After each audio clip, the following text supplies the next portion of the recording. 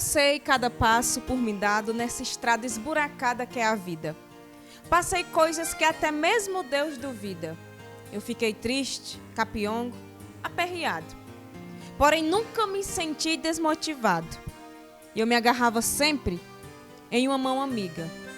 E de força, a minha alma era munida, pois lá do céu, a voz de Deus dizia assim: suba os queixos, meta os pés, confia em mim. Vá pra luta, que eu cuido das feridas. E eu digo mais: vamos pra luta, meu povo, que Deus cuida das feridas. Mais um Viva Bem, mais alegria, mais conhecimento, mais literatura e mais animação. E eu pergunto a você aí de casa: o que é viver bem? É ter uma alimentação saudável em dias? É fazer exercício físico? É escrever? É escutar música? É dançar? Tudo isso envolve viver bem. Mas, com certeza, viver bem é buscarmos sermos pessoas melhores, mais instruídas, com mais conhecimento, com mais amadurecimento e, a partir daí, nos tornarmos pessoas preparadas aos desafios do mundo. E para falar sobre literatura, sobre imaginação, eu convidei ele, que tem uma capacidade gigantesca de criar mundos novos através das palavras, de recriar, de ressignificar, de reconstruir e, através disso, transformar o mundo em um lugar mais atrativo, mais justo, igualitário. Eu quero chamar ele, que é símbolo de muita inteligência e de muita capacidade. O professor e escritor, com toda honra, Bruno Paulino, para vocês, diretamente do Viva Bem. Bem-vindo, Bruno. Satisfação em recebê-lo. Vamos sentando. Bruno, se você tivesse que escolher ser rico ou ser feliz, você escolheria o quê? Eu acho que primeiro que riqueza, para mim, não é muito o que as pessoas entendem como riqueza, né? Eu acho que riqueza é ser feliz, na verdade. Né? Sim. Então não teria muita escolha. Eu acho que eu escolheria ser feliz. Embora eu acho que ser feliz também parece uma coisa muito egoísta no mundo que nós vivemos. Assim, eu acho que todo mundo que é plenamente feliz é porque é bastante indiferente, sabia? Tem que ter um grau muito grande de indiferença. Com certeza. Digamos que você tem que ir para uma viagem super longe. E você só pode levar 2 coisas para essa viagem. Você vai passar 2 anos lá nessa viagem. E essas 2 coisas que você vai levar, você vai poder usar o tanto que você quiser. Mas somente essas 2 coisas. Somente você, seu corpo, sua mente. E essas 2 coisas, esses 2 elementos. Quais seriam esses 2 elementos? É muito boa essa pergunta. Eu acho que eu levaria uma rede e um livro. Uma rede e um livro. Eu levaria Por quê? uma rede e um livro. Porque eu gosto. Eu acho que rede é uma coisa que dá paz. Assim. Rede é paz, sabe? Uma coisa que para mim seria que é paz e simboliza paz é deitar na rede com um livro. Então eu levaria por isso. Muito bem. Como surgiu essa sua inspiração por ser escritor? Você acha que nós nascemos escritores ou nos tornamos escritores? Isso é uma coisa bem complexa, né? Isso dialoga com as teorias aí, as concepções de ensino, da psicologia, mas na sua concepção. Essa pergunta, eu há bastante tempo que eu tento respondê-la e eu estava lendo agora, relendo, na verdade, as crônicas da Clarice Lispector. Então tem um momento lá numa crônica que a Clarice diz assim: escrever é fracassar. É forte isso que a Clarice diz, mas eu fiquei pensando que escrever realmente é um certo fracasso, no sentido de que também é uma vocação. Você escreve porque você fracassa em todas as outras coisas. Né? E vocação no sentido religioso mesmo do tema, do termo, né? Do sentido religioso mesmo do termo, que é um chamado de Deus. Então você não recusa, ninguém recusa um chamado de Deus. Né? Então escrever é uma vocação e você fracassa em todas as outras coisas até se encontrar com esse escritor que está ali e que você, num determinado momento, no encontro marcado, como diria o Fernando Sabino, você encontra. Você se encontra com ele, você não vai saber fazer outra coisa a não ser que seja escrever. Você até faz, mas a sua vocação maior é realmente escrever. Eu acredito muito nesse conceito de vocação para quem escreve. É algo que você não pode recusar à sua vida. O Vygotsky, ele diz o seguinte: nós nos tornamos nós mesmos através dos outros. Você é o Bruno Paulino, escritor de Quixeramobim, cearense, brasileiro, professor, uma pessoa que batalha, que é super inteligente. Você se tornou você através de quem? Quem foi sua inspiração? Eu acho que a gente tem várias inspirações e referências ao longo da vida. Porque a gente somos seres de relação e somos feitos essencialmente para o outro também, né? E eu acho que o que faz a gente ser o que é passa muito pela questão da família, indiscutivelmente, assim. Então a minha infância, eu acho que tem ali uma raiz para o surgimento do escritor. Eu me lembro bastante de que a primeira vez que eu vi alguém ser chamado de poeta, essa história é interessantíssima, foi na casa da minha avó. A minha avó morava num bairro periférico aqui na cidade, no Jaime Lopes, e ela promovia cantorias. Ela convidava cantadores para se apresentar na casa dela. E eu vi um dia um cantador lá com a viola, e as pessoas chamando ele de poeta, e ele improvisando versos. E aquilo me marcou profundamente, porque todo mundo, ele tinha a atenção de todo mundo, né? O cantador, quando ele está improvisando, ele tem a atenção e as pessoas o aplaudem. E eu fiquei com aquilo na cabeça. Mas quando eu cheguei na escola, tem um lance interessante, porque os livros didáticos, quando você procura o poeta no livro didático, não tem nenhum poeta com a viola. Só o Vinícius de Moraes, quando você está no ensino médio, que aparece ali ele com um violão, mas ele já é também um ponto fora da curva do que seria um poeta. Então eu ficava me perguntando, pô, cadê a viola dos poetas e tudo? Então, pela poesia popular, eu acho que eu me tornei o que sou, né? Eu não sou propriamente um poeta popular, minha obra dialoga um pouco com isso, mas em essência eu acho que vem disso, vem da família mesmo. Tem uma raiz ali, tem algo antes de você que lhe torna o que você Muito é. bem. Muito bem, isso é muito interessante. Bruno, você é professor da Rede Estadual de Ensino atualmente, professor efetivo, né? Desde já damos os parabéns. É uma busca de muitos professores hoje da atualidade se tornarem efetivos e terem mais estabilidade na profissão e, através disso, buscar outros segmentos. Mas vamos pensar na questão, né, dos parâmetros curriculares e pensar na questão também dos componentes curriculares que hoje são definidos assim, ao invés de disciplinas, né? Se você pudesse colocar um componente curricular que ainda não existe na grade curricular escolar, qual seria esse componente? Olha, eu nunca tinha pensado nisso, mas eu acho que uma disciplina que eu criaria seria a leitura livre, assim, essa disciplina. Porque eu estou convencido de que ninguém forma um leitor por obrigação, né? O Concordo. leitor, ele é uma formação espontânea. Então, porque ninguém faz nada obrigado, mas ninguém faz nada obrigado, né? E você que é professor, você sabe. Você diz assim, leia aí na página tal, livro tal, faça um resumo. O cara dorme em cima do livro, faz de conta que está lendo e não lê, porque ele está obrigado. Né? Então, a espontaneidade, o encontro do leitor com o livro é uma coisa que não se dá por obrigação. Então, eu criaria uma disciplina de leitura livre. Não sei como ela funcionaria, mas seria nessa linha. Muito bem.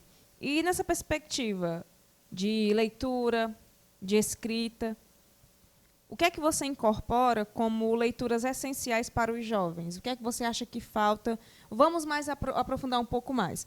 Eu, assim como você também, sou professora de língua portuguesa. Se você pudesse fazer uma análise, com certeza você faz, do livro didático.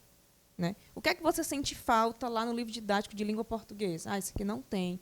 Ano após ano eu vejo que isso aqui não tem, que isso aqui não é colocado, que isso aqui não é definido. Olha, eu acho que aula de português ela serve para tudo, né? Na verdade, Sim. aula hoje, né? A escola, esse ambiente, eles servem para tudo, né? E principalmente porque a gente entende a dinamicidade da linguagem, as teorias, a incorporação das teorias sociolinguísticas, isso tudo é muito importante. Eu acho que o livro didático ele é um instrumento muito importante, de fato, no manejo do professor ali no cotidiano da sala de aula, mas ele não é o principal instrumento do professor, nem deve ser. Eu acho que o professor tem como complementar aquilo que falta no livro didático com outros instrumentos. Eu acho que uma grande desafio do professor, não só de português, é o de formar leitor, sabe? Então, eu acho que uma coisa que eu faço e sempre vou fazer é apresentar aos meus alunos as leituras que gosto, né? Apresentar o que gosto, que estou lendo, comentar, falar de livros, apresentar autores, apresentar Sim. artistas. Então, eu acho que isso aí é o que eu faço e o que eu acho que deve, enfim, que se eu pudesse reformular os livros didáticos seriam nessa perspectiva. Eu também sinto muita falta dessa questão de mais textos, de mais histórias, de mais possibilidades. Existem infinitos gêneros literários e textuais também. Coisas assim, que desde coisas muito complexas, que nem estão no cotidiano dos estudantes, até coisas muito simples que às vezes passam pelos nossos olhos e nós não percebemos o quanto são importantes, né? E nessa linha de pensamento, eu também incorporaria a questão da literatura popular. Falando de uma perspectiva bem pessoal, eu sou muito amante da literatura popular e sinto muita falta ainda da sua inserção na escola. E quando é inserida em datas comemorativas, ou sem tanto afinco, vamos estudar a profundidade, vamos interpretar, vamos conhecer como é que se dá esse processo. Quem é seu escritor cearense favorito? Escritor ou escritora? Olha, eu tenho Um monte. eu tenho um monte, né? Até porque convivo com eles. Mas tem dois poetas assim que já estão falecidos, não vou falar dos vivos para não cair no para não, enfim, não esquecer ninguém dos que tanto gosto. Mas eu citaria o Horácio Dídimo, foi um poeta cearense fantástico, tem hoje o Dia da Literatura Infantil cearense em homenagem a ele, mas ele tem um trabalho com a poesia que mescla o concretismo no Ceará, mescla a poesia religiosa e a literatura infantil. É um poeta maravilhoso, falecido há pouco tempo. E o Francisco Carvalho, que é um poeta também maravilhoso, de uma produção fantástica e que foi recentemente falecida. A literatura cearense ela é uma literatura muito rica, ela é uma literatura de vanguarda, tem uma tradição dentro da literatura brasileira. Nós temos o pai do romance brasileiro, temos a Raquel de Queiroz, temos o Moreira Campos. A gente tem grandes escritores. Hoje, se você pegar, né, o maior biógrafo do país é o Lira Neto, é cearense. Né? Então, nós temos o Maius Furtado, recentemente ganhou o prêmio Jabuti. Então, a literatura cearense ela é uma literatura de destaque no cenário nacional. Muito bem. Vamos fazer um bate-volta antes do intervalo? Eu vou dizer uma palavra e você diz outra. É bem rápido. Bate, volta. Pode ser? No qualquer sentido essa palavra. Sim. Vamos lá, vamos treinar. Xeramumbi. Azul. Azul. Por que azul? Porque azul é uma cor das coisas distantes, né? As coisas distantes, elas são azuis. Pode observar. Rapaz, eu estou com um escritor, minha gente, me desculpem. É isso mesmo. Vamos lá. Família. Lar, né? Lar. Escrita. Fuga. Docência. Trabalho. Amizade. É o que salva. Amor. É o que pode salvar a humanidade. Livro. Os sertões. Um sonho.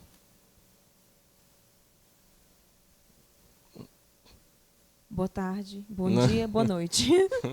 Não sei. Assim, Um medo. Um medo. Eu acho que não escrever, assim, não ficar impossibilitado de escrever, de lidar com as palavras. Uma esperança. Uma esperança que o Brasil consiga superar o seu passado. Muito bem, minha gente. Sem simbologias, mas já fazendo uma frase. Tem uma frase de São Francisco de Assis que eu gosto muito. Eu não me recordo dela assim por inteiro, mas que é a essência da frase é que é assim, você deve começar fazendo o possível, depois e de repente, fazendo o possível, de repente você estará fazendo o impossível sem se dar conta, né? Que é uma coisa também que o Padre Cícero gostava de dizer, que era assim a frase: dê o primeiro passo que Deus faz o resto. Com Então, certeza. É nessa linha. Uma mulher inspiradora. A Clarice Lispector. Um homem inspirador. Pode ser 2, para não ficar em dívida com nenhum. Seria o Euclides da Cunha e o Guimarães Rosa. Muito bem. Sua poesia favorita? É uma poesia da Adélia Prado, que eu não me lembro o nome, mas que é aquela que ela fala que a casa está amanhecendo, que o pai comprava tinta todo ano para pintar a casa e que ele pintava era de amarelo e ela estava amanhecendo alaranjado. Eu acho esse poema lindo da Adélia Prado. Aliás, tudo que a Adélia Prado faz é muito bonito, né? Ela tem uma poesia muito tocante, assim, porque ela mistura a transcendência, o absoluto, Deus com as pequenas coisas do cotidiano. Eu gosto muito desse poema dela. Vou ficar devendo o nome aqui. Muito bem. Seu cantor favorito? Cantor é o Fagner. E o meu também, minha gente. Cantora? A Maria Bethânia. Quase a minha favorita, mas tudo bem. Sua cidade favorita? Xeramobim. Olha aí. E é nesse bate e volta incrível que apresentamos a vocês o brilhante, inteligentíssimo, criativo, com muitas qualidades, Bruno Paulino. Professor, escritor e tantas outras coisas mais. O bate-papo está maravilhoso. Nós vamos para os intervalos comerciais, mas daqui a pouquinho nós voltamos com mais inspiração, com mais literatura, com mais escrita, porque tudo isso também é viver bem. Um super beijo e até daqui a pouco. Não saiam daí, eu volto já já.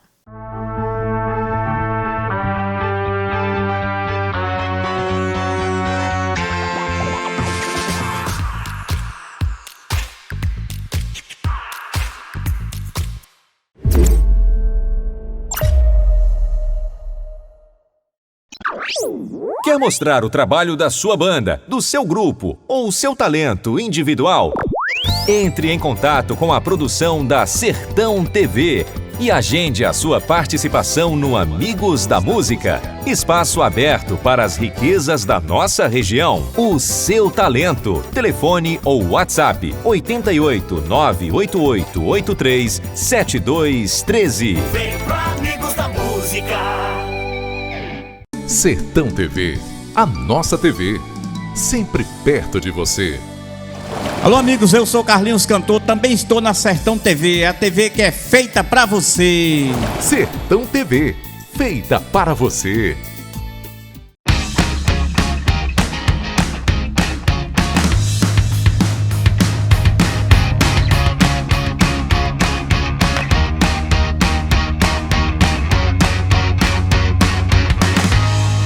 Nas lojas Eletromóveis você encontra tudo para seu lar. É o local certo para renovar cozinha, quarto, sala e toda a sua casa. Além de produtos eletrônicos e muito mais. Tudo com preço lá embaixo para limpar o estoque. E com a melhor pronta entrega e assistência de toda a região. A equipe Eletromóveis estará sempre pronta para receber você. Parcele suas compras no carnê ou no cartão. Conheça nossas ofertas e seja mais um cliente feliz. Lojas Eletromóveis em Quixeramobim, Senador Pompeu. O barato é só aqui. Sistema Maior de Comunicação. Orgulho de ser do Ceará. Surgiu a dúvida? Quer saber o que aconteceu? Acesse Quixeramobim agora. Simples, prático, objetivo. Com um só clique, você sabe de tudo. Quixeramobimagora.blogspot.com. Seleção Contratação. A Cocalc permanece com excelentes perspectivas de crescimento. Venha fazer parte desse time. Atualmente já somos mais de 4.000 colaboradores que com dedicação e compromisso construímos essa história de sucesso no coração do Ceará. O link para você realizar sua inscrição está disponível na bio do nosso Instagram. Caso não consiga se inscrever de forma online, se dirija até a sede do CineDT de Quixeramobim levando seu currículo. Os requisitos básicos para participar da seleção são: ensino fundamental, não ter possuído vínculo com a Cocalc, ser ágil e ter iniciativa.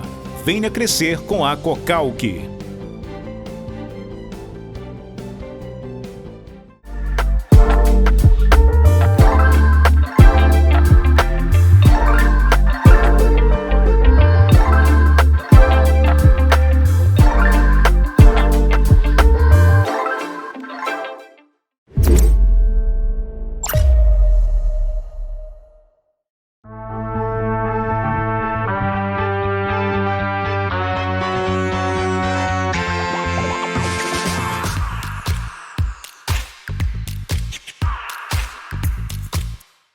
Estamos de volta com mais um bloco do programa Viva Bem, recebendo hoje o talentosíssimo quixeramobinense Bruno Paulino.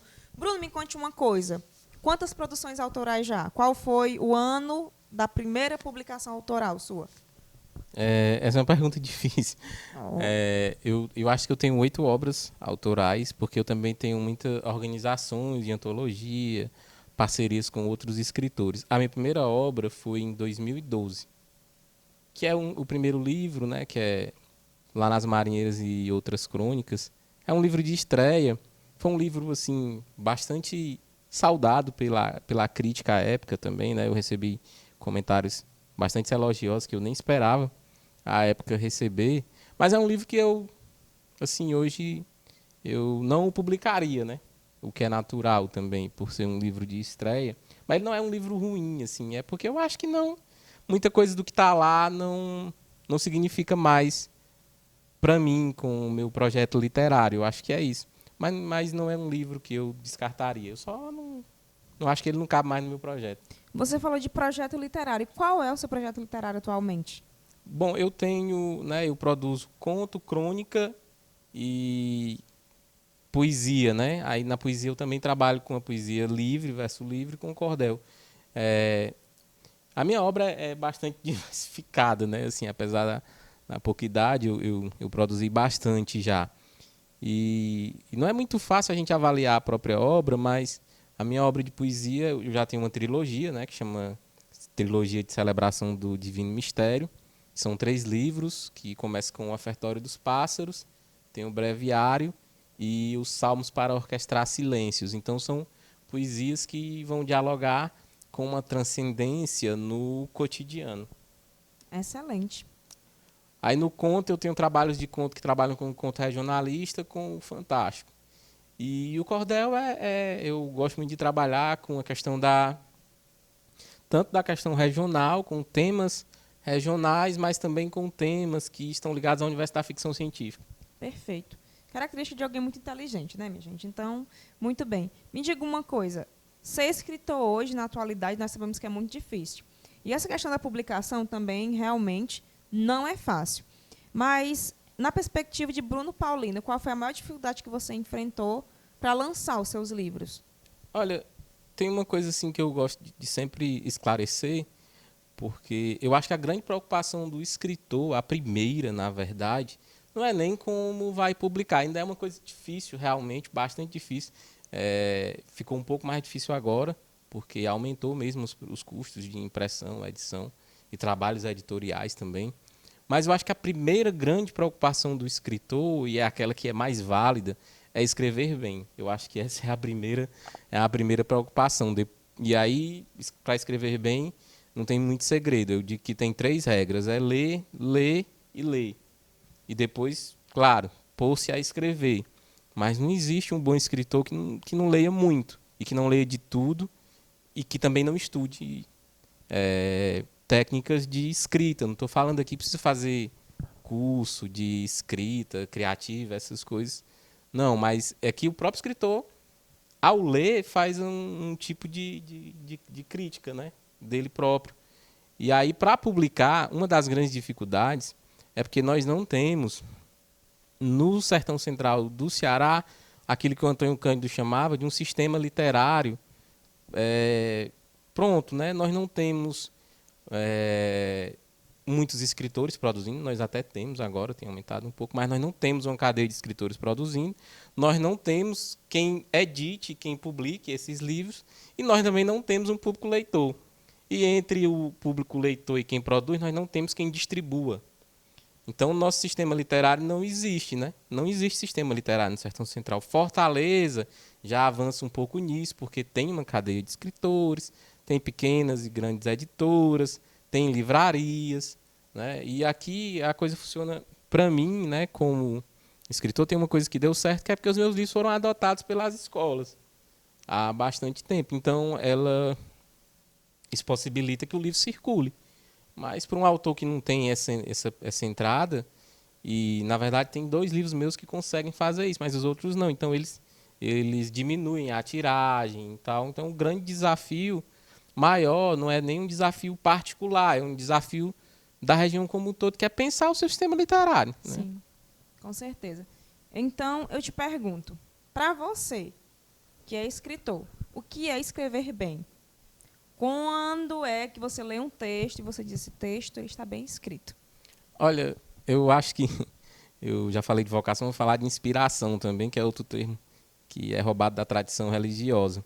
A Adélia Prado, que eu já citei aqui, ela diz que tem dias que Deus tira a poesia dela, ela olha para uma pedra e só vê uma pedra.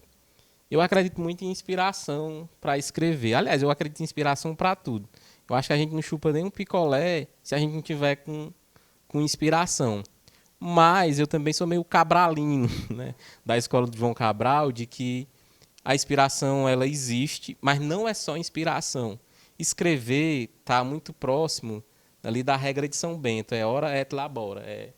É inspiração e trabalho, oração e trabalho. Tem que ter trabalho, tem que ter elaboração do texto. E aí, meu processo de escrita é basicamente esse. Eu sou inspirado, eu recebo uma inspiração, estou andando na rua, vejo uma coisa, escuto uma fala,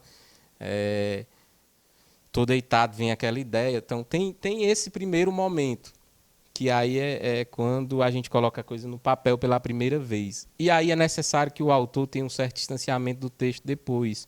Porque ao escrever você está emocionalmente envolvido com... Ou seja, cego, né? Para algumas coisas. Você está emocionalmente envolvido. Então você tem que escrever e dar um tempo. 15 dias, 1 mês, 2 anos, 3 anos, 4 anos. E depois você volta para aquele texto. E aí quando você volta, às vezes você diz assim, pô, que lindo isso aqui. Mas tem hora que você olha e diz, que porcaria. E foi isso que eu fiz. Que foi isso que eu fiz. E aí você vai para o outro processo, que é aquilo que o Graciliano Ramos tem uma alegoria maravilhosa, que ele dizia que escrever era igual ao trabalho das lavadoras de roupa lá de Alagoas, né? Que elas vão torcendo a roupa e o escritor vai fazer isso, vai torcer o texto. E geralmente a gente vai recortar, né? A gente não acrescenta muito. A gente vai só cortando, escreve e depois vai cortando.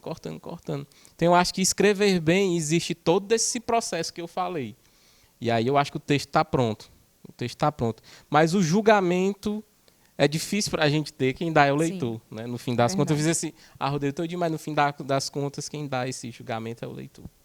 Nós nos inspiramos em diversas pessoas. Nós falamos aqui em inspiração também, né, um pouquinho antes. E se você tivesse que definir, porque, por exemplo, o Rio do Coçom, ele já fala, você que é professor, que quer ser um bom disseminador da formação de leitores, você tem que ser um bom leitor. E você falou com muita maestria aqui. Eu não tenho como indicar um livro ou indicar um texto se antes eu não li ou não conheço aquele livro, aquele texto. Né? Mas e você? O seu texto, se você tivesse que pegar, eu me inspiro em quais escritores ou em quais escritoras. Tem um pouco de quem aí nesses livros? Olha, essa angústia da influência nunca é fácil a gente traduzir ela com concretude. Mas eu acho que as grandes inspirações para mim são aquilo que eu leio mais mesmo, assim, na poesia. É inegável, eu estava relendo esses dias os poemas, aí você tem lá... Até porque é uma coisa bem direta, né? Eu cito a Adélia, eu cito o Manuel Bandeira, o Mário Quintana. E na prosa, também não tenho como negar, eu sou adepto da geração de 30, assim, a minha paixão, acho que aqueles romancistas da geração de 30, que são, de fato, os principais da literatura brasileira, né? O Graciliano, a Raquel, o Jorge Amado. Ninguém conta uma história que nem o Jorge Amado. Eu digo isso assim, o Guimarães Rosa, ele é o grande engenheiro das palavras. Assim. O Guimarães Rosa, ninguém brinca com as palavras como ele brinca. Mas, no entanto, ninguém conta uma história que nem o Jorge Amado. O Jorge Amado começa a narrativa, você fica empolgadíssimo com o que ele está contando ali, a maneira que ele conta, né? Então, eu acho que essas são minhas influências mesmo. Na prosa, é a geração de 30, e na poesia, é o Manuel Bandeira, a Adélia Prado. Eu gosto muito dessa poesia que brinca com o cotidiano e de quem é poeta, que nem o Bandeira, que ri de si mesmo. Assim. Eu adoro a poesia do Bandeira, porque ele tem uma capacidade incrível de rir de si mesmo, assim, das próprias tragédias. E eu gosto muito disso. O Leminski também, desses mais recentes, também faz muito isso. Eu gosto muito dessa poesia. O Quintana também faz isso. Grandes nomes. Então, eu acho que essas influências aí que é o que eu leio. São influências grandiosas, mas agora vamos conhecer suas produções. Você trouxe aqui Eu trouxe aqui algumas. diversas, e são algumas, né? Pequenos Assombros. Defina com uma palavra ou uma frase. São contos regionalistas, né? Você gostou de escrevê-lo? É um livro que eu tinha uma necessidade de fazê-lo, porque eu adoro essa coisa do fantástico regional. Sim. Essa história de visagem, disco voador, lobisomem. E aí eu tive que fazê-lo para pagar essa dívida comigo mesmo, como narrador de casos cotidianos. Olha que lindo. Salmos para orquestrar silêncios. Esses títulos, você quem cria? Alguém diz, aí, Bruno, coloca isso aqui. Não, Você vai pensando como se dá a criação dos títulos. É porque, na verdade, esses três, né, os Salmos para Orquestrar Silêncio, o Breviário e o Ofertório dos Pássaros, eles são uma trilogia, né? Que é essa trilogia que eu intitulei Celebração do Divino Mistério.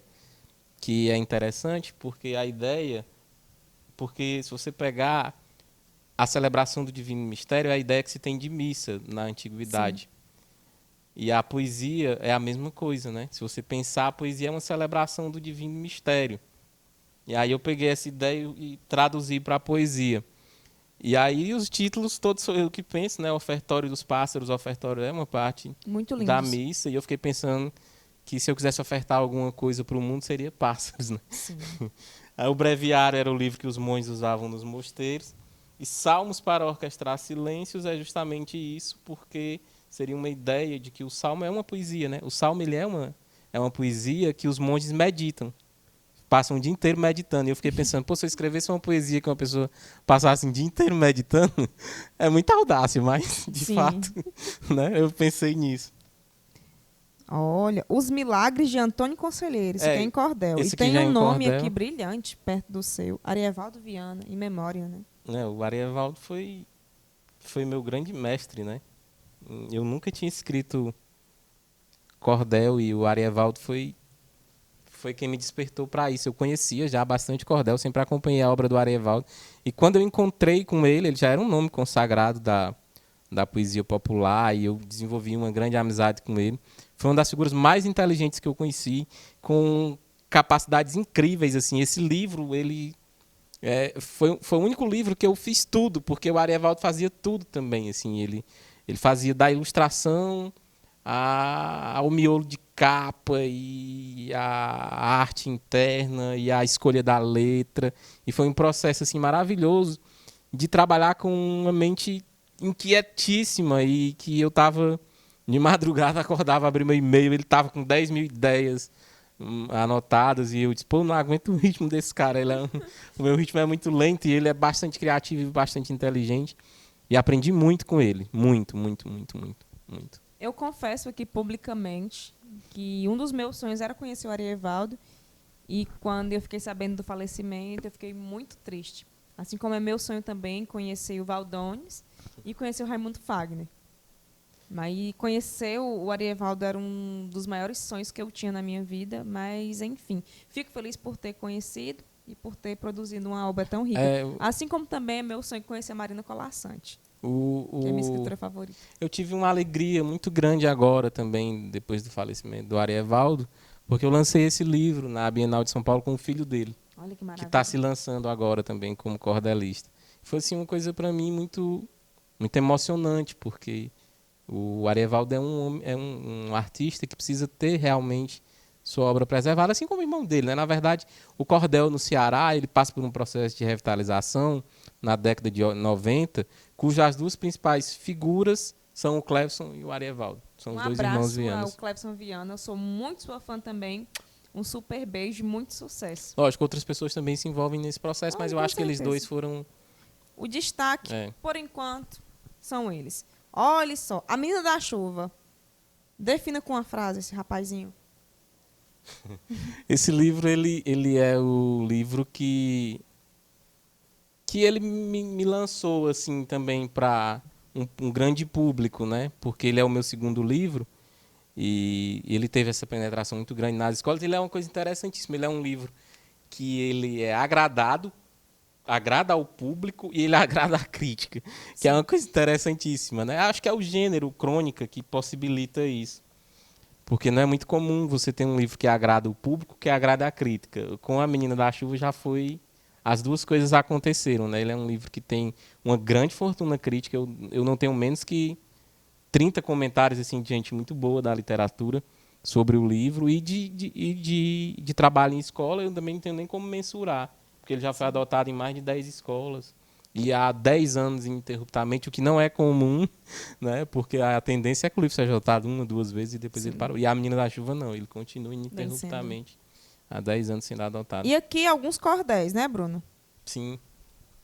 Para você é mais fácil o quê? Fazer prosa ou fazer verso? Olha, tem uma diferença, assim, Substancial. entre o verso livre e o cordel, né? Na verdade, o verso livre eu consigo fazer até com certa facilidade. Para mim é mais natural. O cordel, embora toda a minha formação que recebi na casa de minhas avós e meus avós seja uma formação da cultura popular sertaneja, eu tinha certa dificuldade, porque eu transitava entre esses dois ambientes. Uma cultura urbana, letrada, da cidade, que ficava desse lado do rio, e quando eu ia para minha avó, eu tinha contato com a outra cultura, que era a cultura popular sertaneja. E de um determinado momento eu me afastei um pouco, e o reencontro se dá muito com o Arievaldo, e aí o cordel, as pessoas acham que é uma poesia simples e fácil. Não, não é. O cordel é dificílimo fazer um cordel, porque ele tem regras bastante rígidas e específicas com relação à sua métrica e à sua rima. Não é só soltar as coisas lá no papel e achar que está feito, não. Ele dá muito trabalho, mas eu gosto muito de fazer cordel. É um desafio maravilhoso ali. Eu, às vezes, estou dando aula e naquela confusão da sala de aula, no furdunço, estou pensando numa estrofe na cabeça e correndo para anotar, porque eu sou assim, poesia, interessante, prosa eu não consigo fazer escrevendo no caderninho nem nada, mas poesia eu só faço no caderno. Eu só faço anotando. Ou quando estou muito no celular eu anoto. Mas eu faço mesmo poesia no caderninho. Que é uma coisa romântica, né? Tipo século XIX. Com certeza. Aqui nós temos alguns, 1, 2, 3, 4, 5, 6. 6. Tem mais? Eu tenho mais cordéis. Eu devo ter uns 12 ou 15 cordéis publicados. Autorais? Autorais. Muito bem. Tem uns que são em parceria com o professor Fernando, da Unicamp, que é um amigo também, cordelista. E os demais são apenas meus. Sim. Bruno, para nós que fazemos o Viva Bem, foi uma honra recebê-lo aqui, saber da sua trajetória, saber das suas lutas, conhecer a sua inteligência, conhecer a sua humildade. E nós só podemos agradecer por você ter aceito participar do nosso convite e desejar cada vez mais sucesso, que venham mais livros, mais histórias, mais reflexões e que a sua literatura consiga cada vez mais transformar a realidade de outras pessoas. E se você transforma as pessoas, você transforma o mundo e você se transforma e isso tudo melhora. Então, nosso muito obrigada por ter aceito nosso convite, tá certo? Não, eu que agradeço o convite. Eu acredito bastante na literatura, porque a literatura ela não é muito ambiciosa, não. Eu acho que as transformações que ela opera, elas são dessas transformações de ordem interna mesmo. Sim. Elas ficam esse rebolindo. É o nosso desejo. Elas ficam rebolindo. Você lê um livro, ele fica um poema, e ele fica rebolindo ali com você, calmamente, lentamente. Né? Eu não acredito que a literatura alimente grandes revoluções assim com o texto. Não estou desmerecendo o poder da literatura, mas eu acho que o grande poder é esse que ela opera dentro da gente, que é o que vai operar as outras revoluções. Né? Ela opera primeiro essa revolução interna, que aí é o combustível para as demais. Sim, isso me lembrou uma frase, né? Pequenas ações, grandes mudanças, e o elegante, ele chama atenção, mas é a simplicidade que encanta. Então, que você siga encantando as pessoas com a simplicidade, porque afinal de tudo, né? Afinal de todas as contas, de todas as situações, o que importa é a simplicidade, e ela que fica, né? Pois, muito bem. Um abraço a você que está conectado. Daqui a pouquinho nós temos outra presença ilustríssima aqui no Viva Bem. Não saia daí, vamos para os intervalos comerciais, mas daqui a pouco voltamos com mais literatura, porque literatura é também viver bem. Um beijo.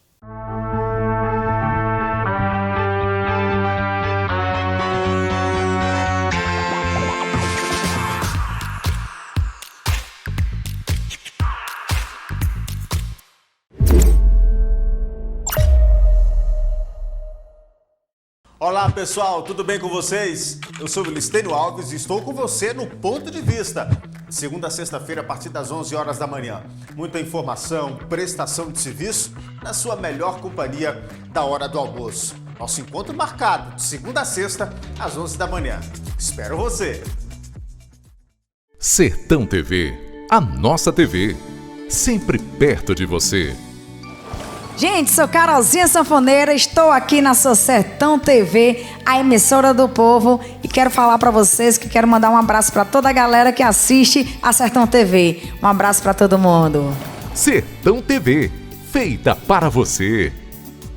Nunca fomos tão conectados e com velocidades tão rápidas. Só a BrisaNet conecta você com a internet 100% fibra ótica de 400 mega mais fixo por apenas R$ 99,90. Instalação inclusa. BrisaNet, conectada com você. Há mais de 20 anos, a Odontoarte cuida da assinatura dos seus momentos mais felizes. Até hoje, foram milhares de usuários, quase 1 milhão de atendimentos por ano. Nossos planos conquistam a confiança de milhares de famílias e de empresas que prezam por um atendimento diferenciado e de muita, mas muita qualidade. Tanto pela nossa rede de clínicas próprias, quanto pela nossa ampla rede de dentistas credenciados. Agora chegou a hora da Odontoarte atuar em escala nacional. Estamos expandindo para todo o Brasil. Nos preocupamos em estar sempre disponível e com uma Odontoarte perto de você. Somos especialistas em planos odontológicos e oferecemos um plano feito para você e sua família. Venha para a Odontoarte. Venha fazer parte dessa família. Odontoarte. Planos odontológicos. Sertão TV, feita para você.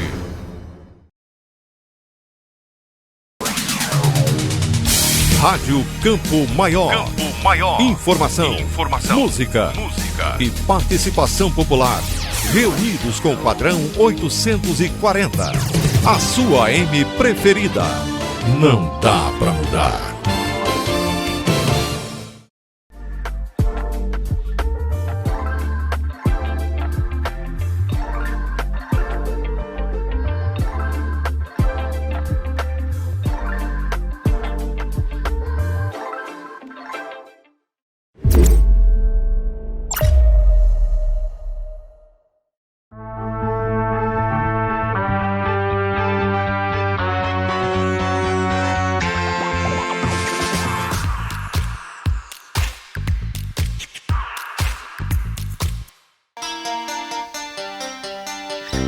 Mais um bloco de Viva Bem, recebendo hoje um grande garoto que se tornou homem, que se tornou professor e hoje se consagra como um dos maiores escritores do Sertão Central e do Ceará.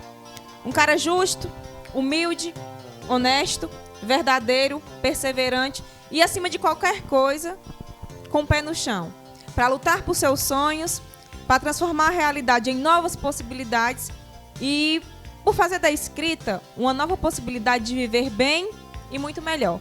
E com vocês, receba ele, Cristiano Lima, diretamente do Viva Bem. Pode entrar, Cristiano. Obrigado, Rayane. Vamos sentando. Obrigado. Olha, era um garoto. Cristiano, por que esse título e não outro? Era um garoto, conta um pouquinho da minha história em crônicas, não é?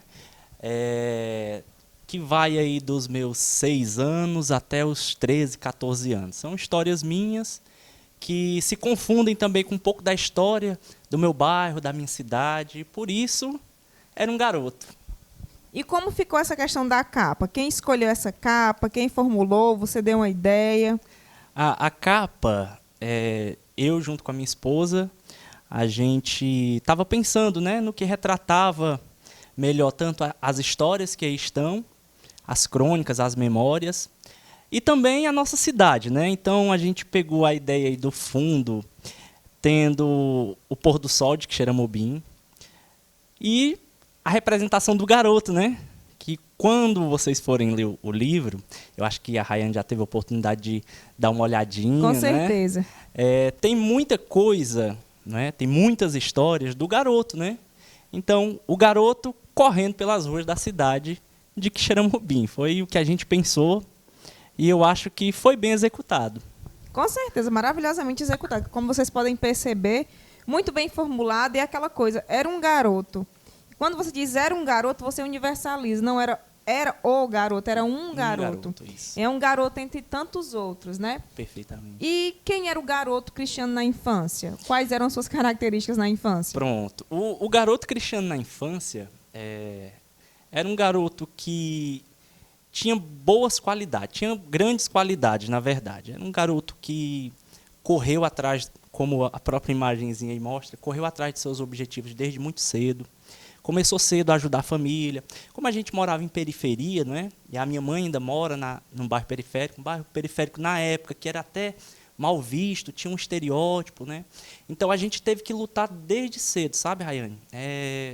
Lutar contra a criminalidade, contra drogas, contra tudo de ruim que acontecia. Então, a gente sobreviveu a isso, sabe? A gente sobreviveu a muita coisa que nos rodeava, que nos cercava.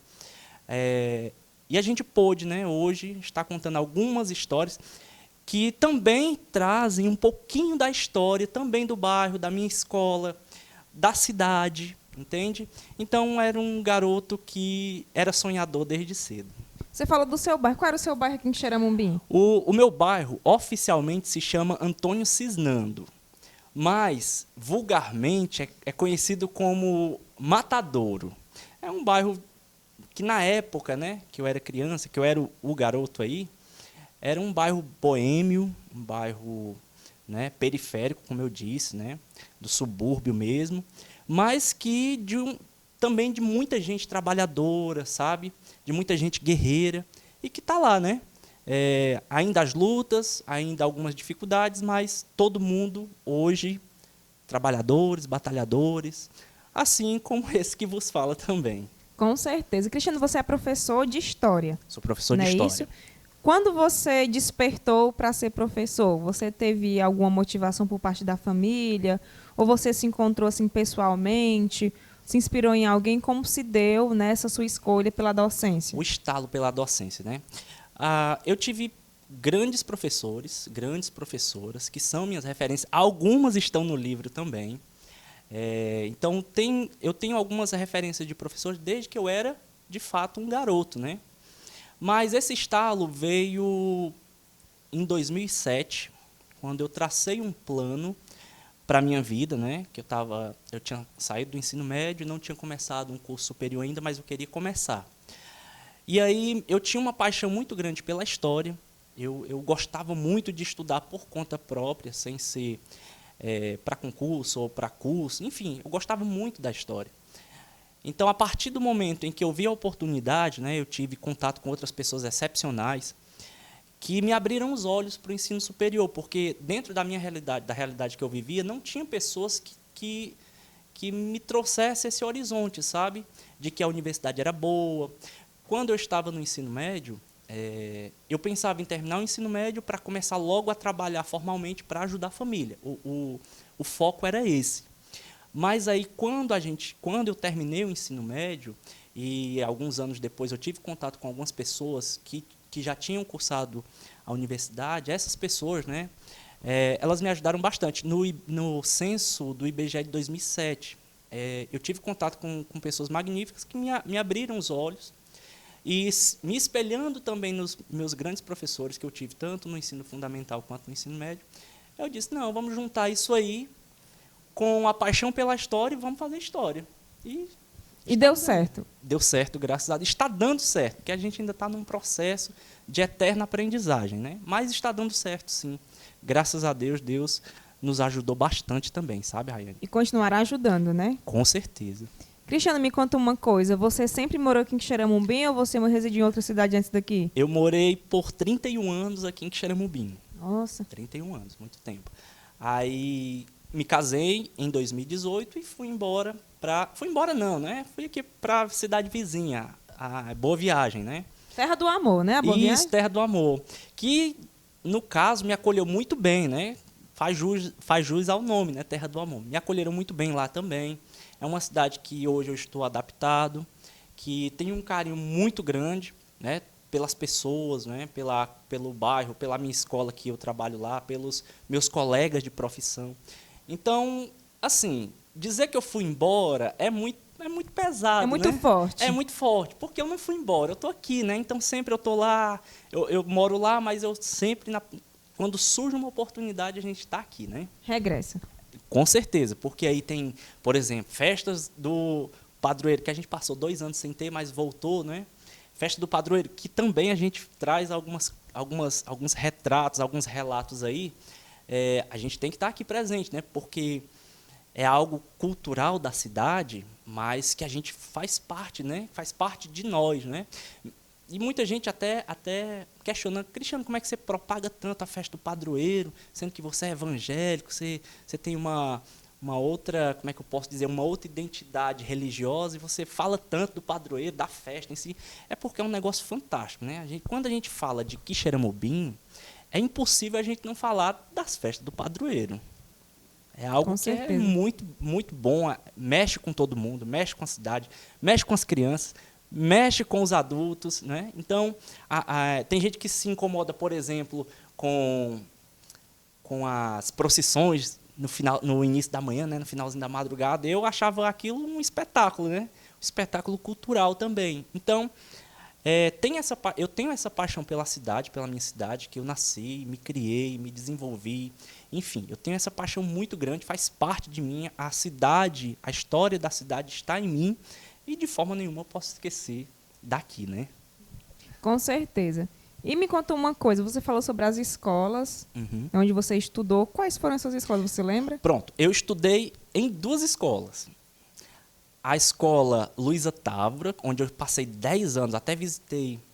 Eu a visitei agora, na semana passada, e olhei, né? Fui reviver algumas memórias, que estão também trazidas no livro. Eu queria saber se a memória estava de fato igualzinho, e estava, né? Aí eu visitei a Luísa Távora.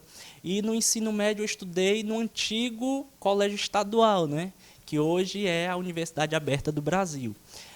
Foram 2 escolas que moldaram a minha vida e também a minha vida profissional, né? Eu sei que é muito arriscado, mas quais foram os professores e as professoras que marcaram sua vida? Eu não quero ser injusto, porque todos foram muito importantes na minha vida. Mas alguns se destacam, isso é inegável. A tia Verônica, no Jardim, que foi a minha primeira professora, foi a mais marcante. Eu faço questão de escrever sobre ela, um pouquinho sobre ela também, porque foi a minha primeira professora e que marcou, né? Conhecia a minha realidade.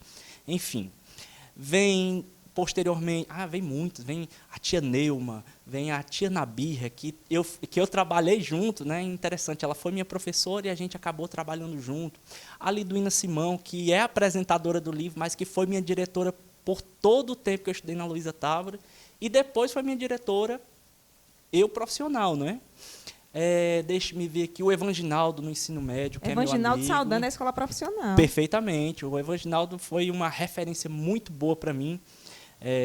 Ele era matemático, eu gostava muito de matemática. Todo mundo achava que eu ia fazer matemática e eu acabei fazendo história. A Avilá da História, né, que foi minha professora no ensino médio também. Enfim, são a tia Diná na 3ª série, a Ellen no ensino fundamental 2. É a Ellen, a loira? Na época ela não... De português? É de português. Eu acho que aqui eu acho que ela está na profissional, ela estava... Ellen, um abraço. Ellen Lúcia. Isso, Ellen Lúcia. Perfeito. Um abraço, viu, Ellen? Saudade, viu? Então, todos esses professores marcaram a minha vida, sabe? Porque, assim, a escola ela tem um papel muito importante. Às vezes, a gente vive uma realidade muito difícil em casa, no bairro, né, em que a gente mora, e a escola tem esse papel de, muitas vezes, abraçar a gente. Então, eu sempre fui muito abraçado pelos meus professores, sabe? Os meus professores me abraçaram minha família, sabe? Antigamente, as escolas que eram em cada bairro, né, a Luísa Távora, eu vou pegar como exemplo, que foi a minha referência de escola no ensino fundamental, os gestores, os professores, eles conheciam a realidade das famílias. Então, era muito, muito prático de saber lidar, sabe? Liduína conhecia muito bem a realidade em que eu vivia, Nabi, outros professores, enfim.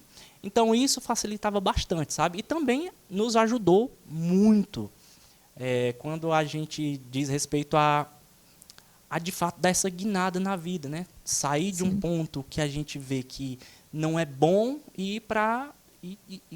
como é que eu posso dizer? Evoluir. Galgar outros... Isso, progredir, galgar outros caminhos, né? Então, eu devo muito à escola, eu tento contribuir na minha profissão diária, né? No meu fazer diário, o que fizeram comigo também, sabe? Então, isso é muito marcante, eu né? devo muito a professores. E eu não posso esquecer a minha coordenadora, que me ajudou a ser o profissional que eu sou hoje. Eu sei que tem muito ainda a evoluir, mas Gorete Pimentel é um cheiro também. Gorete, um cheiro. Devo muito a ela profissionalmente, me ajudou bastante, me fez abrir os olhos para a educação, para o que é educação. Então, tudo isso que eu estou falando, sabe, está refletido também nesse trabalho, sabe, Rayane? Porque sem essas pessoas, né, sem a minha família de Boa Viagem, né, que também a família da minha esposa, que me recebeu muito bem, sabe? Minha segunda família, ou é minha família, de fato, também, né? Me receberam muito bem. Então, tudo isso está aqui, sabe?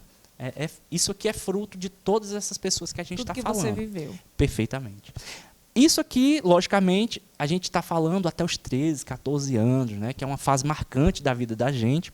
Mas sem essas pessoas eu não poderia realizar o trabalho que a gente está realizando, sabe, Rayane? Perfeito, perfeito. Gente, o bate-papo está maravilhoso, muito inspirador, muito profundo, muitas vivências. Nós vamos para os intervalos comerciais e daqui a pouquinho nós voltamos com mais Viva Bem, recebendo hoje o querido Cristiano Lima, diretamente de Quixerambi, em Boa Viagem, Sertão Central. Viva Bem, e é tudo isso. Até já.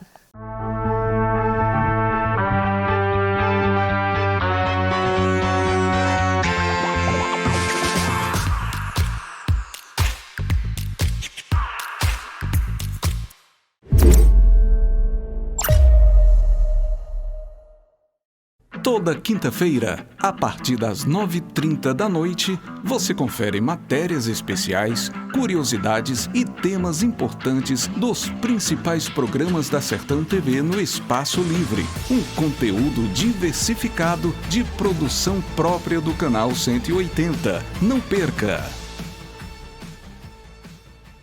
Sertão TV, a nossa TV, sempre perto de você. Alô, amigos, aqui quem fala é Robson Baus. Eu estou presente na programação da Sertão TV e leva sempre o melhor para você. Sertão TV, feita para você. Gratidão. É esse o nosso sentimento por ser a líder em satisfação da Anatel no Brasil. E esse prêmio não é só nosso, é seu também. Uma conquista que a gente tem a honra de dividir com cada um de vocês que acreditam no nosso trabalho. É uma satisfação fazer parte da sua vida 24 horas por dia, 7 dias por semana, conectando você com o que há de mais importante na sua vida. Por isso, comemore com a gente. Você também faz parte dessa conquista. BrisaNet, conectada com você. Primeiro lugar em satisfação da Anatel no Brasil.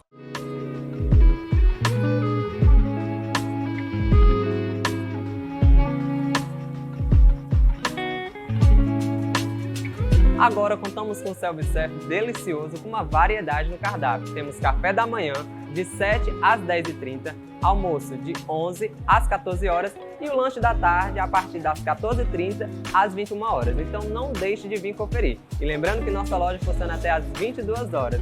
Vem para o supermercado super para você, amar é acolher.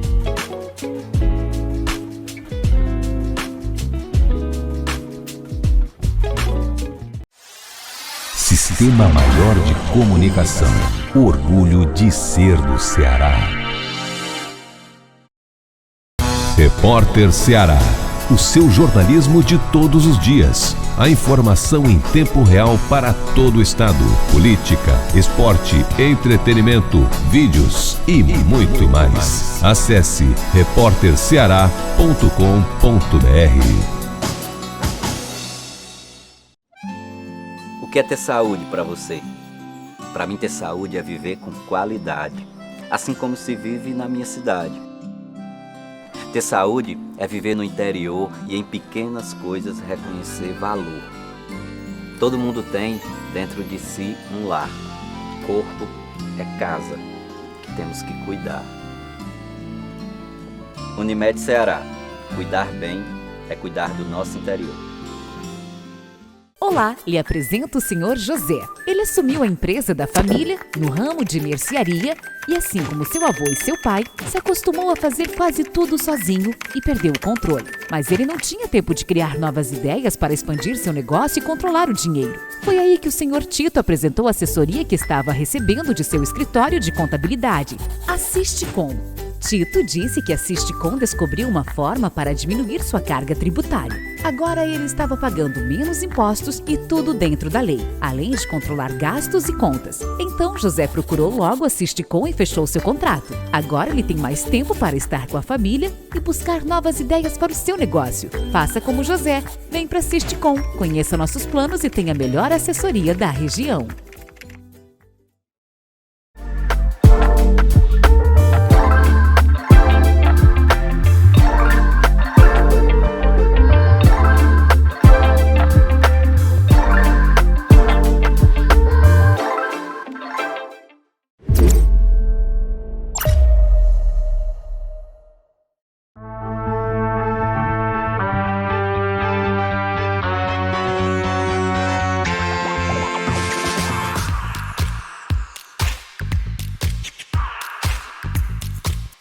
Estamos de volta com mais um bloco do programa Viva Bem, recebendo hoje o querido Cristiano Lima.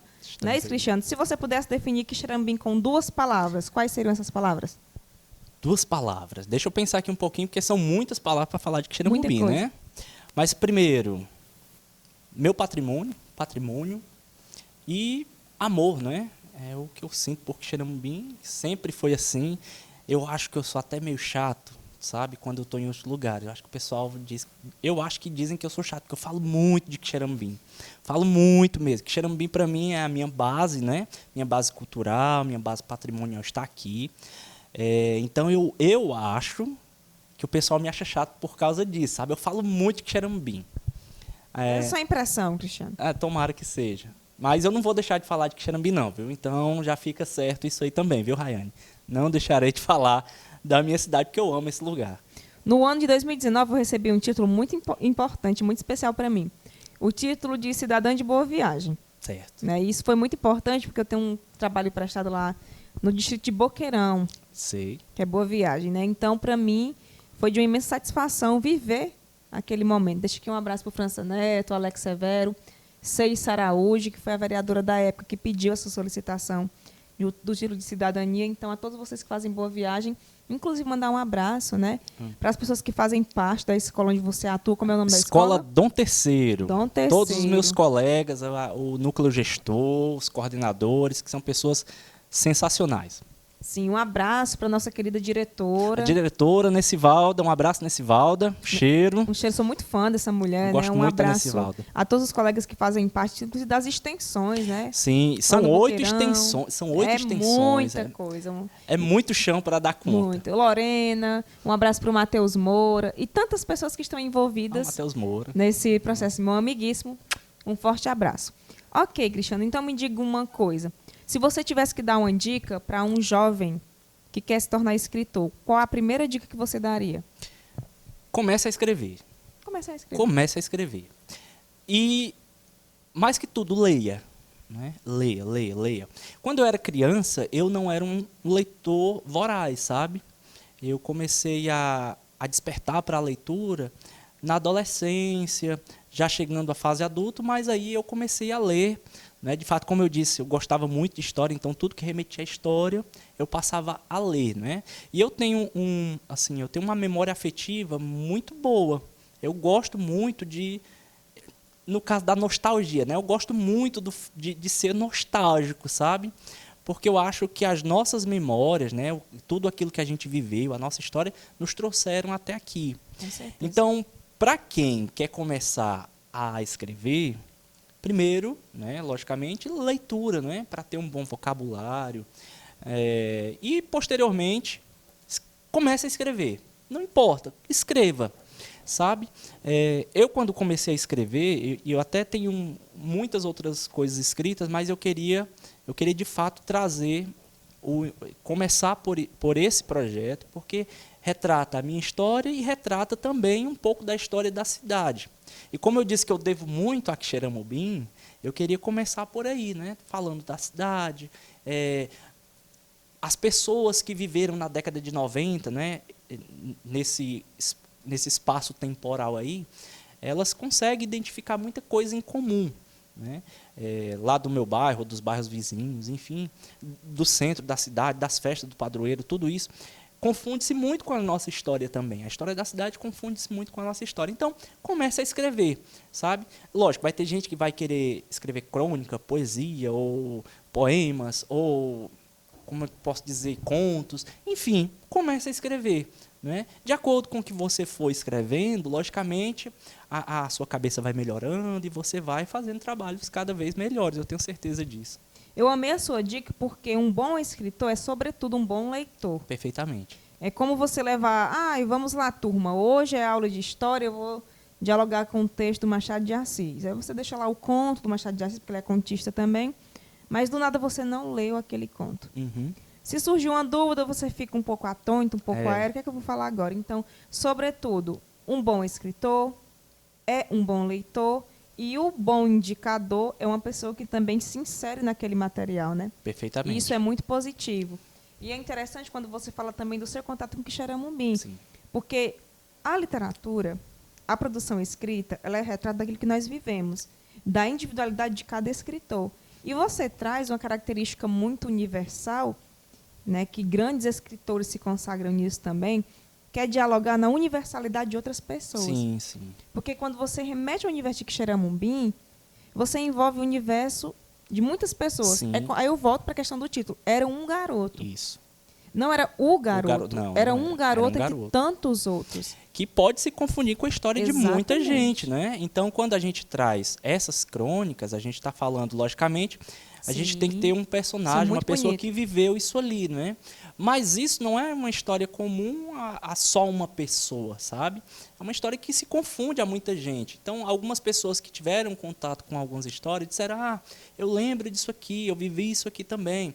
Um exemplo. As locadoras da década de 90, que as pessoas iam lá alugar fita, né? Isso era comum a muita gente. Sim. Sabe? Passar numa padaria, comprar pão e sair comendo no meio da rua, os moleques, né? A gente fazia muito isso, não era só eu, era muita gente que fazia isso, sabe? Jogar videogame nas antigas games, né, que existiam, que hoje não existem mais, também foi muito forte nos anos 90 aqui, eu trago até o retrato aqui de alguns, então é uma história comum a muita gente, e também a história de Quixeramobim nesse espaço aí temporal de 10 anos, né, que seja de 10 anos, né, dos anos 90 até o iniciozinho dos anos 2000, né. Agora, deixa eu fazer uma ressalva. Com certeza. Tu falou aí de começar de dica que eu daria para escritores, né, para futuros escritores, para jovens escritores. Eu preciso muito mandar um abraço bem forte para o Bruno Paulino. Esteve aqui. Que esteve aqui, né? Primeiro bloco. O primeiro bloco, exatamente. O Bruno Paulino é uma grande referência para mim de escrita. Logicamente, o Bruno Paulino é um leitor muito voraz, muito mais que eu. É alguém que é referência na cidade, sabe? Ele foi o prefaciador do livro e eu fiquei muito honrado com isso, muito mesmo. Porque quando eu fiz o convite, Bruno, bora fazer o prefácio do livro e tal, ele aceitou de prontidão, sabe? Pediu um prazo, me dá só um prazo e tal, e fez rapidamente, leu lá o que a gente tinha já escrito e fez o prefácio, enfim. Eu tenho muito a agradecer ao Bruno, eu convivi com o Bruno por muito tempo, sabe? Desde a época da faculdade, nos ônibus de Quixeramobim a Quixadá, e o Bruno se tornou uma referência, sabe? Eu acho que a gente fala muito de grandes escritores de fora, né, da literatura brasileira, da literatura internacional, mas a gente tem que falar das nossas referências locais. Então, a minha referência local de escrita, de escritor, é Bruno Paulino, porque é uma pessoa que eu vi não é? Desde o livro lá Nas Marinheiras e outras crônicas, até os últimos agora, né, que ele mudou aí a pegada, foi mais para poesia, enfim. Mas é uma pessoa que é fantástica em tudo que faz, né, é um profissional exemplar, é um escritor que serve como referência para todos nós daqui da cidade e também para fora, né? Então, lógico, não quero nem dizer que chega perto aí do que o Bruno já fez, mas já estou dizendo que o Bruno é a minha referência, sabe? Até mesmo longe de grandes escritores internacionais, eu acredito que o Bruno não fica atrás não, viu? O Bruno é o cara mesmo daqui da cidade quando a gente fala de escrita, sabe? Bruno é uma pessoa de muito potencial, né? Por tudo que tem feito, por tudo que implementou pela escrita, por encantar com a escrita, por saber olhar o mundo de uma forma criativa, forte, simples. Que eu tenho até uma frase que eu falei no bloco dele, que falava mais ou menos o seguinte: o elegante, ele chama atenção, mas é a simplicidade que encanta. Então, entre despertar a atenção e encantar, a gente prefere o encantamento. Encantamento, Ele é mais sincero, é mais forte, né? Então, e nessa perspectiva, você falou que o Bruno é sua referência. Sim. Né? E se a gente pudesse falar de outras pessoas que também são sua referência na literatura brasileira, na literatura universal? Quais pessoas você citaria? Como eu te disse, eu comecei a ler muita parte histórica, né? Sim. Então, quando eu falo de escrita, eu vou muito para Eric Hobsbawm, que é da história, né? Que é um ícone que morreu não faz muito tempo, mas que é um ícone da história. A gente lia e relia e via de novo, e toda vez que a gente fazia uma leitura de tudo aquilo que ele escreveu, porque ele deixou muita coisa, deixou um legado muito grande. Então, sempre que eu lia algo do Eric Hobsbawm e a gente voltava lá e relia novamente, a gente sempre encontrava e descobria mais coisas, né, de fatos históricos, de vida, né? A história é vida, sabe, Rayane? Então, quando o Eric Hobsbawm, internacionalmente falando, seria a grande referência de escrita para mim, sabe? Porque foi ele que me abriu os olhos, principalmente para o fazer história. Sim. Quando a gente fala de escritor. Então, Eric Hobsbawm seria o principal deles. Ele citou bem pouco, que uma pessoa que é bem... Eric Hobsbawm realmente é uma das referências históricas. Uhum. E é um cara que traz uma ótica sobre o mundo muito forte, muito filosófica, sociológica, que envolve uma coisa muito profunda, né? Cristiano, nós que fazemos o Viva Bem, sentimos muito orgulho de você. Obrigado. Estamos muito agraciados com o primeiro de muitos que virão. Espero. Parabenizamos pela sua força, pela sua inteligência grandiosa. A sua inteligência simples, porque existem inteligências que são muito complexas. Então, vem o Cristiano, um menino humilde, de Quixeramobim, inteligente, estudioso, dedicado, honesto, perseverante, nos apresentando a história de tantos garotos. Que é a sua, mas que é de tantos. É, de muitos. Então, em nome do Viva Bem, da Sertão TV, parabenizamos a você, agradecemos por ter aceito o nosso convite e desejamos tudo aquilo que você jamais imagina que é possível de acontecer. Oh, obrigado. Mas que vai ser possível de acontecer. Então, deixa eu também fazer meus agradecimentos, que eu não fiz no começo, então Sim. vou fazer agora. Eu te agradeço bastante, Rayane, por abrir espaço, né?